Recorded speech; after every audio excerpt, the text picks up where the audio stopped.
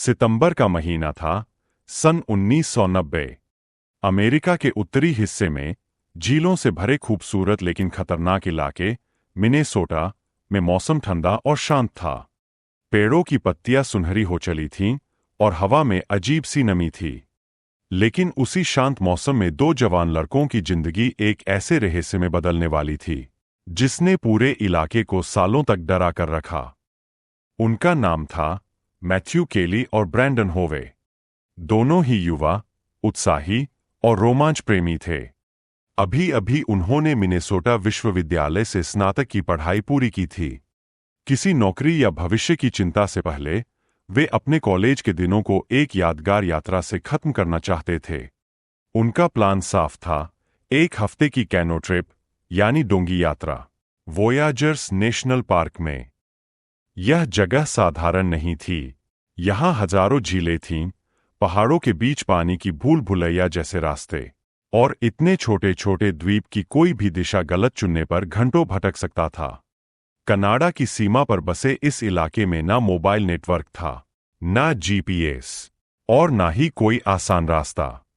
बस नक्शा, कंपास और हिम्मत। सोमवार 3 सितंबर 1990 मैथ्यू और ब्रैंडन अपनी कार से पार्क के दक्षिणी छोर पर पहुंचे, क्रेन लेक रेंजर स्टेशन।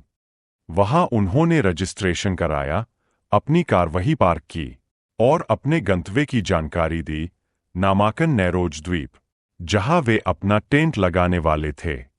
यह द्वीप लगभग 64 एकड़ का था, दो झीलों नामाकन और कबेटोगामा के बीच स्थित। उनका कैंप नंबर था 64। योजना सरल थी, एक हफ्ता झील के बीच बिताना, मछली पकड़ना और कुछ यादगार फोटोग्राफ लेना। वापसी तय थी शनिवार 8 सितंबर शाम 5 बजे। लेकिन उस शाम जब 5:20 हुए, फिर 6 बजे, फिर 7, दोनों वापस नहीं लौटे। रेंजरों ने पहले तो इसे सामान्य समझा। कई बार यात्री हवा के रुख या मौसम के कारण देर कर देते हैं। लेकिन जैसे ही 7:30 बजे झील पर अंधेरा छाने लगा, एक अजीब बेचैनी फैल गई। उनकी कार अब भी वहीं खड़ी थी, कोई हरकत नहीं। रेंजर स्टेशन से नाव रवाना की गई, दिशा वही, नामाकन नैरोज द्वीप। रात उतर चुकी थी, झील का पानी काला दिख रहा था। जब नाव किनारे पहुंची, पहला दृश्य बिल्कुल शांति का था, इतनी शांति जो डरावनी लगती है। रेतीले किनारे पर एक हरी ओल्ड टाउन पेनोप्स्कॉट डोंगी पड़ी थी, न बांधी गई थी न बह गई थी, बस वही किनारे पर टिके थी। थोड़ी दूर झाड़ियों के पीछे एक नीला टेंट खड़ा था, सलीके से, मानो कल ही लगाया गया हो। रेंजरों ने आवाज लगाई, मैथ्यू, ब्रैंडन। कोई जवाब नहीं। उन्होंने टॉर्च की रोशनी अंदर डाली। 2 स्लीपिंग बैग, खुले हुए लेकिन बिना इस्तेमाल, 2 बैकपैक, कपड़े, पर्स, पहचान पत्र और कार की चाबी, सब कुछ अपनी जगह पर। जैसे किसी ने अभी अभी लौटने का इरादा किया हो, लेकिन लौटा न हो। कैंप के पास ही पेड़ों के बीच एक काला गार्सिया फूड कंटेनर लटक रहा था, भालू से बचाव के लिए। वह अनटच्ड था, मतलब भालू का कोई हमला नहीं हुआ था। आग का गर्भा ठंडा था और राख गीली, जो साफ इशारा कर रही थी कि आग बुधवार या उससे पहले ही बुझ चुकी थी। मतलब दोनों लड़के शनिवार को नहीं, बल्कि हफ्ते के बीच ही गायब हो चुके थे। रेंजरों ने पूरे कैंप को देखा, कहीं कोई झगड़े या खून के निशान नहीं, नहीं कोई सामान बिखरा हुआ। बस एक चीज ने सबका ध्यान खींचा, किनारे के पास, झील के पानी से कुछ गज दूर, एक जूता पड़ा था, बाएं पैर का, साइज 11, और बाद में पता चला वह मैथ्यू केली का था। वह झील की तरफ इशारा कर रहा था, मानो किसी ने उसमें पाँव डालकर अंतिम कदम झील में रखा हो। दूसरा जूता कहीं नहीं मिला। रात गहराती चली गई। रेंजरों ने सर्च टीम को बुलाया। अगली सुबह, यानी रविवार 9 सितंबर, खोज अभियान शुरू हुआ। पूरे 64 एकड़ के द्वीप की हर झाड़ी, हर चट्टान देखी गई, कुछ नहीं मिला। फिर सोमवार को स्थानीय शेरिफ की नावें तलटी की खोज करने लगीं। पानी ठंडा, गहरा और धुंधला था, कुछ भी दिखाई नहीं देता था। अगले दिन हेलीकॉप्टर आया, घंटों झील के ऊपर चक्कर लगाता रहा, लेकिन न कोई नाव, न कपड़े, न कोई निशान। बुधवार 12 सितंबर, गोताखोरों ने गोता लगाया उस जगह जहां जूता मिला था, फिर झील के उस हिस्से में जहां पानी के नीचे डूबे पेड़ थे। कुछ भी नहीं मिला। उसी दिन खोजी कुत्ते लाए गए। उन्होंने तंबू के आसपास सूंघा और फिर सीधे द्वीप के पूर्वी छोर की तरफ दौड़े, जहां एक बड़ा बर्च का पेड़ था और वहां से रास्ता पानी में खत्म हो जाता था। वही कुत्ते रुक गए, थोड़ी देर सूंघते रहे, फिर लेट गए, जैसे कह रहे हो यहां तक ही था। 2 हफ्ते बीते, ना मैथ्यू मिला, ना ब्रैंडन, ना उनकी डोंगी। फिर नवंबर की ठंड में झील जमने लगी और मामला बंद कर दिया गया। सरकारी रिपोर्ट में लिखा गया, संभावित डूबने की घटना। लेकिन जो कोई भी उस जगह गया था, वह इस नतीजे से संतुष्ट नहीं हुआ, क्योंकि सवाल बहुत थे। अगर वे डूबे थे, तो उनकी डोंगी किनारे पर कैसे थी? अगर वे पानी में गिर गए, तो उनका कैंप क्यों व्यवस्थित था? और अगर दोनों की मृत्यु एक साथ हुई, तो वह जूता झील की ओर इशारा करते हुए किसने छोड़ा? यह मामला वहीं ठहर गया, एक रहस्य बनकर। कभी कभी खामोश जगह ज्यादा बोलती है। नामाकन झील का वह द्वीप अब खाली था, लेकिन उसकी शांति में, कहीं गहराई में, कुछ अनकहा फुसफुसा रहा था। एक कहानी जो खत्म नहीं हुई थी, एक सच जो 10 साल बाद इतनी भयावह सच्चाई के साथ सामने आने वाला था, जिसने सबका खून जमा दिया। झीलें हमेशा सुंदर लगती है, खासकर जब सूरज का प्रतिबिंब पानी पर पड़ता है। लेकिन कभी कभी उन्हीं झीलों की गहराई में ऐसे राज दफन होते हैं, जिन्हें सुनकर भी रूह कांप जाए। मैथ्यू केली और ब्रैंडन होवे की गुमशुदगी का मामला साल 1990 के अंत तक स्थानीय प्रशासन के लिए सिर्फ एक और संभावित दुर्घटना बनकर रह गया था। लेकिन सच्चाई, जिसे नामाकन झील की ठंडी सतह ने दबा रखा था, वह बिल्कुल अलग थी। सेंट लुइस काउंटी के रेंजर और पुलिसकर्मी लगातार कई दिनों तक उस इलाके की तलाशी लेते रहे। पहले नावें, फिर गोताखोर, फिर हेलीकॉप्टर, लेकिन 2 युवकों का कोई नामो निशान नहीं मिला। रेंजरों ने कहा, शायद दोनों तूफान में बह गए होंगे, शायद डोंगी पलट गई होगी। लेकिन अनुभवी कैंपर ऐसा गलती कैसे कर सकते थे? मैथ्यू और ब्रैंडन कोई नौसिखिए नहीं थे। दोनों बचपन से आउटडोर ट्रिप करते आए थे। उन्होंने जंगलों में रहना, मौसम को समझना और नदी के रुख को पहचानना सीखा था। उनके परिवार को भी विश्वास नहीं हुआ। मैथ्यू के पिता, जो खुद एक सेवानिवृत्त सैनिक थे, हर दिन रेंजर स्टेशन जाकर पूछते, क्या कोई नई जानकारी मिली? हर बार वही जवाब, कुछ नहीं। दिन बीतते गए। नामाकन नैरोज द्वीप धीरे धीरे फिर से वीरान हो गया। वहां का तंबू, डोंगी और राख, सब कुछ वैसे ही पड़ा रहा, मानो समय वहीं थम गया हो। वोयाजर्स नेशनल पार्क, नाम सुनने में जितना खूबसूरत, उतना ही खतरनाक। यह जगह किसी परीक्षा जैसी लगती है, लेकिन यह भूल भुलैया शब्द का असली रूप है। हजारों छोटे द्वीप, असंख्य पानी के रास्ते, जहां एक मोड़ गलत चुनने पर आप घंटे नहीं, दिन भर भटक सकते हैं। 1990 में ना मोबाइल था, ना सैटेलाइट फोन और ना कोई इमरजेंसी सिस्टम। बस एक नक्शा, एक कंपास और एक वॉकी टॉकी, जो मुश्किल से कुछ किलोमीटर तक काम करता था। अगर आप मुसीबत में पड़ जाए, तो मदद मिलने में दिन लग सकते थे। मैथ्यू और ब्रैंडन यह सब जानते थे, फिर भी वे गए, क्योंकि उन्हें प्रकृति से डर नहीं था, बल्कि भरोसा था। लेकिन कभी कभी डर हमें बचा सकता है और भरोसा हमें नष्ट कर देता है। रेंजरों ने जब उनका कैंप देखा था तो वह ऐसा लग रहा था मानो किसी ने कल ही उसे छोड़ा हो। टेंट सलीके से खड़ा था, अंदर की चीजें बिल्कुल व्यवस्थित, यहां तक कि खाने का डिब्बा भी ठीक से पैर से लटका था। मतलब किसी जानवर ने हमला नहीं किया था। कोई निशान नहीं, कोई संघर्ष नहीं, बस सन्नाटा। आग की राख ने सबसे बड़ा राज बताया। वह बुधवार को बुझी थी और लड़के शनिवार को लौटने वाले थे। मतलब बीच के 3 दिन जहां कुछ हुआ जो आज तक किसी ने देखा नहीं। कुछ रेंजरों ने मान लिया कि वे झील में गिर गए होंगे, लेकिन अगर ऐसा हुआ था तो डोंगी किनारे कैसे थी? अगर पानी में बह गए थे तो उनकी चीजें तंबू में क्यों थीं?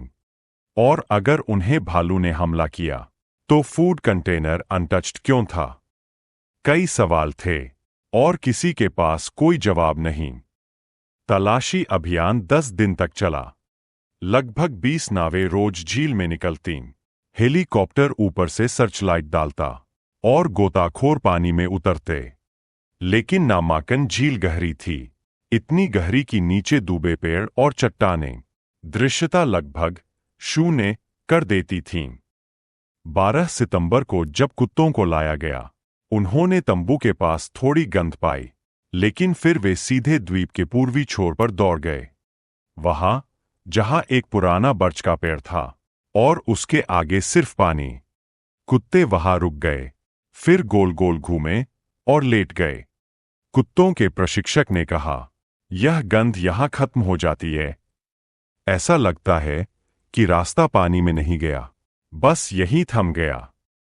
क्या दोनों यहां से किसी नाव में ले जाए गए या किसी ने उन्हें यहीं से उठा लिया? साल गुजरते गए। मैथ्यू और ब्रैंडन के परिवारों ने हर साल अधिकारियों को याद दिलाया, पर कोई नई जानकारी नहीं मिली। उनकी कार अब भी क्रेन लेक पार्किंग में थी, काई जमी हुई, धूल से ढकी, मानो किसी स्मारक की तरह खड़ी थी। झील ने सब कुछ निगल लिया था, डोंगी, उपकरण और शायद 2 जिंदगियां भी। साल 2000 आ गया। 10 पूरे साल बीत चुके थे। दोनों को लापता मान लिया गया था। फाइलें आर्काइव में धूल खा रही थीं। लेकिन झील के आसपास के लोग अब भी उस जगह को द कर्स्ड आइलैंड कहने लगे थे, श्रापित द्वीप। कई पर्यटकों ने दावा किया कि उन्होंने रात में वहां कैंप फायर की झिलमिलाहट देखी है या किसी के बोलने की आवाज सुनी है। पर जब वहां पहुंचे, वहां कुछ नहीं था।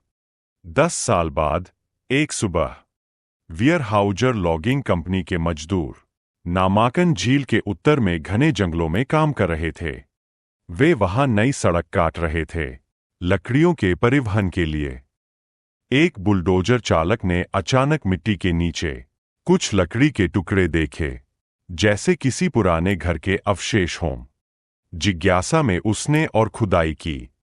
वहां एक पुरानी झोपड़ी मिली, जर्जर, गिरी हुई, जिसकी दीवारें सड़ी हुई लकड़ी से बनी थीं। लकड़हारे अंदर झांकने गए और तुरंत बाहर भागे, क्योंकि अंदर जो था वह किसी भी इंसान के लिए सहना मुश्किल था। उस झोपड़ी के अंदर 3 कंकाल पड़े थे, 2 छत की बीम से बंधे हुए और एक जमीन पर, जिसकी खोपड़ी पूरी तरह टूटी हुई थी। पहले 2 कंकालों के हाथ पीछे बंधे थे, पैर भी रस्सी से जकड़े थे। उनके कपड़ों के कुछ अवशेष बचे थे, पुराने ऊनी जैकेट, जीन्स के टुकड़े, जो 1980 और 90 के दशक के फैशन से मिलते थे। फॉरेंसिक टीम बुलाई गई।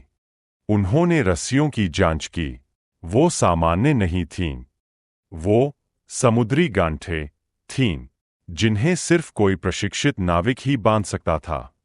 और रस्सी साधारण नहीं, 10 मिलीमीटर मोटी नायलॉन की रस्सी। तीसरा कंकाल दीवार के पास उल्टा पड़ा था, बिना बंधा हुआ। उसके दाहिने हाथ के पास एक जंग लगी रेमिंगटन कार्बाइन राइफल थी। खोपड़ी का आगे का हिस्सा पूरी तरह कुचला हुआ। पोस्टमार्टम रिपोर्ट आई, जो किसी भी इंसान को हिला देने वाली थी।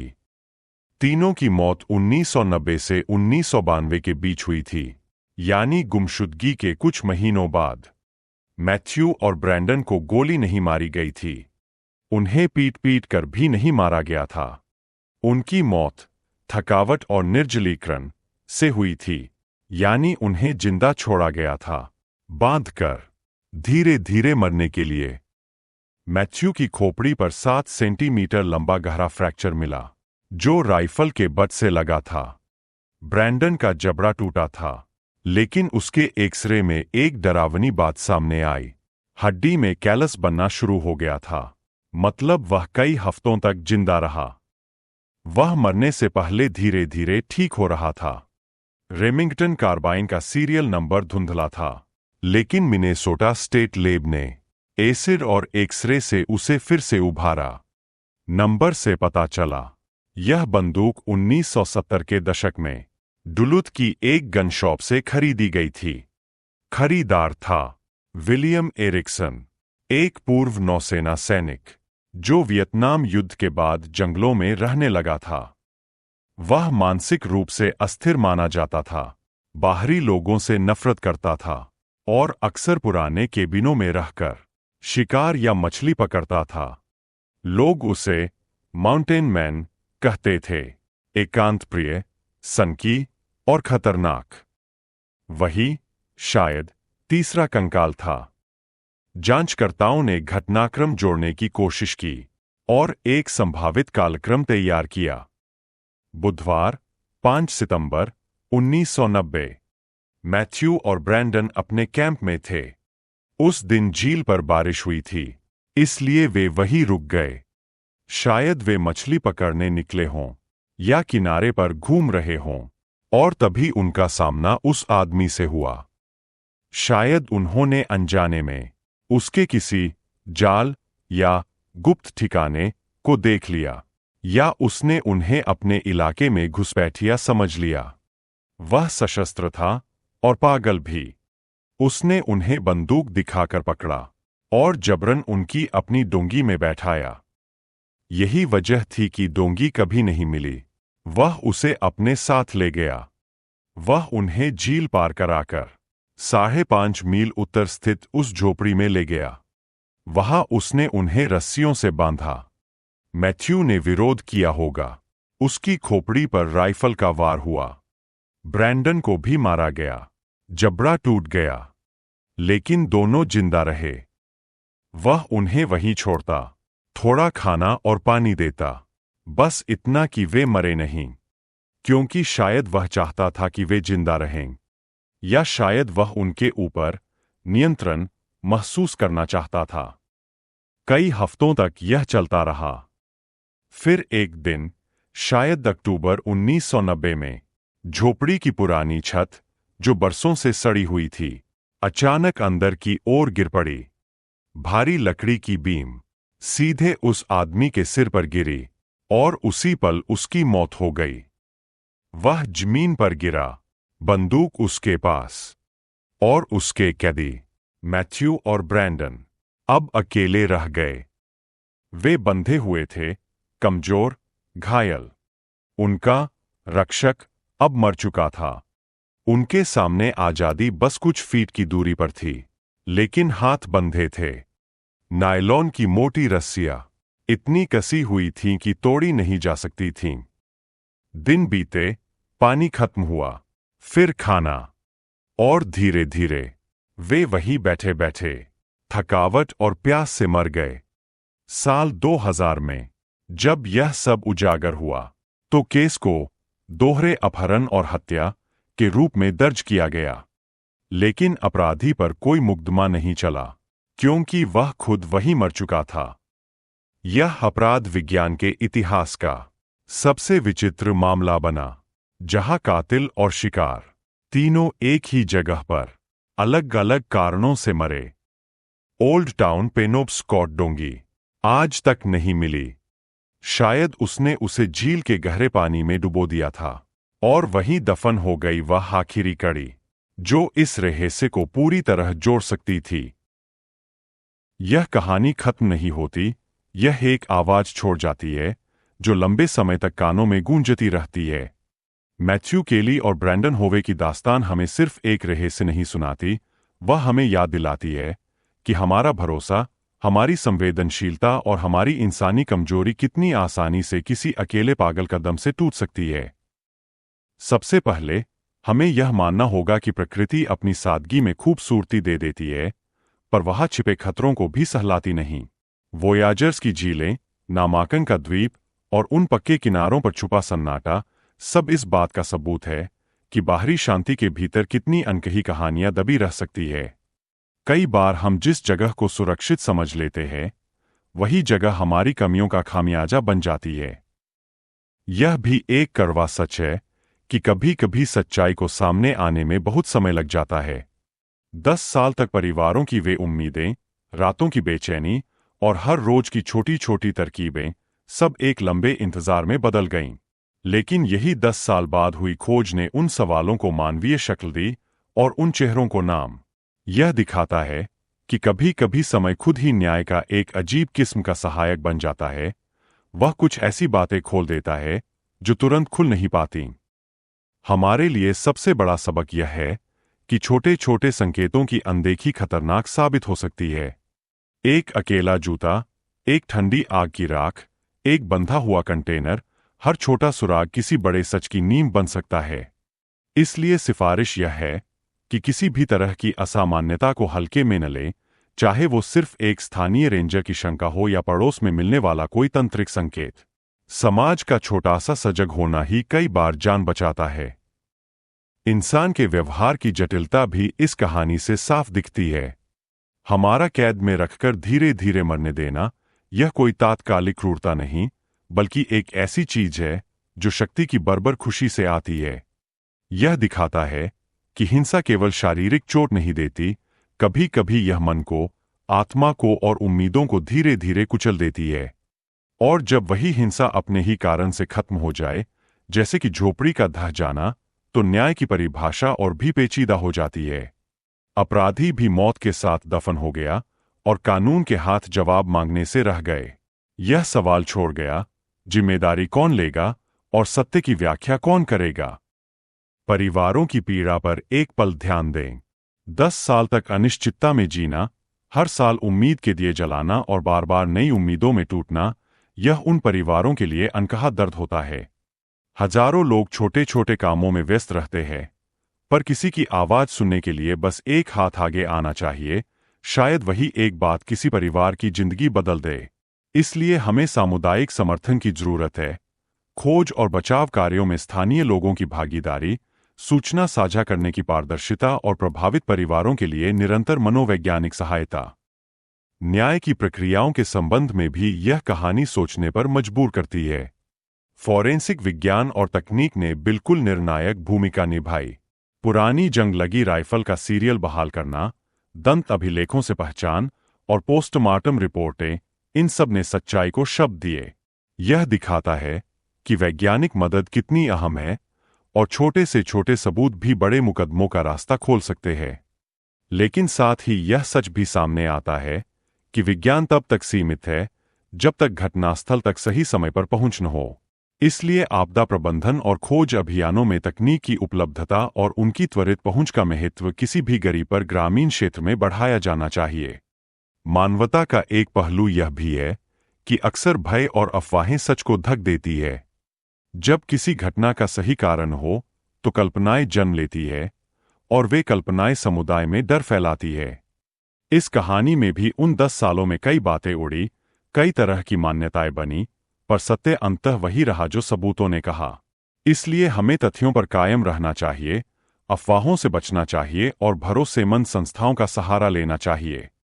आखिरकार, यह भी याद रखें कि प्रकृति के बीच रहने वाले लोग, चाहे वे अकेले पहाड़ी आदमी हों या कोई स्थानीय लकड़हारा, अक्सर समाज से अलग रहते हैं और उनकी बारीकियों को समझना मुश्किल होता है। कई बार ऐसे लोग समाज की देखरेख से बचकर रहते हैं, और यदि उनमें कोई असामान्य प्रवृत्ति हो तो समाज और प्रशासन के लिए उसे ट्रैक करना चुनौती बन जाता है। यह भी जरूरी है कि ग्रामीण और दूरदराज इलाकों में सामाजिक सेवाएं, स्वास्थ्य जांच और मानसिक स्वास्थ्य सहायता पहुंचाई जाए ताकि किसी के अति अलगाव का परिणाम घातक न बन जाए। अंत में इस कहानी का सबसे बड़ा संदेश यह है, इंसान एक दूसरे की जिम्मेदारी है। कभी कभी छोटी सी संवेदना, एक छोटा सा कदम किसी की जिंदगी बचा सकता है। हमें सतर्क होना चाहिए, पर डर के हाथों भी नहीं जीना चाहिए। हमें यह भी याद रखना चाहिए कि सच्चाई चाहे जितनी देर से आए, पर आती जरूर है, और जब वह आती है तो बहुत कुछ साफ कर देती है। मैथ्यू और ब्रैंडन की याद हमें यह सिखाती है कि हर जीवन की कद्र की जानी चाहिए, हर अभागी कहानी को सुना जाना चाहिए और हर रहस्य के पीछे छिपे इंसानी दर्द को समझने की कोशिश होनी चाहिए। उनके परिवारों के लिए जो शांति मिली, वह देर से आई पर महत्वपूर्ण थी। हमें उनकी याद में संवेदना और समर्पण बनाए रखना चाहिए ताकि भविष्य में ऐसे हादसे कम से कम हों।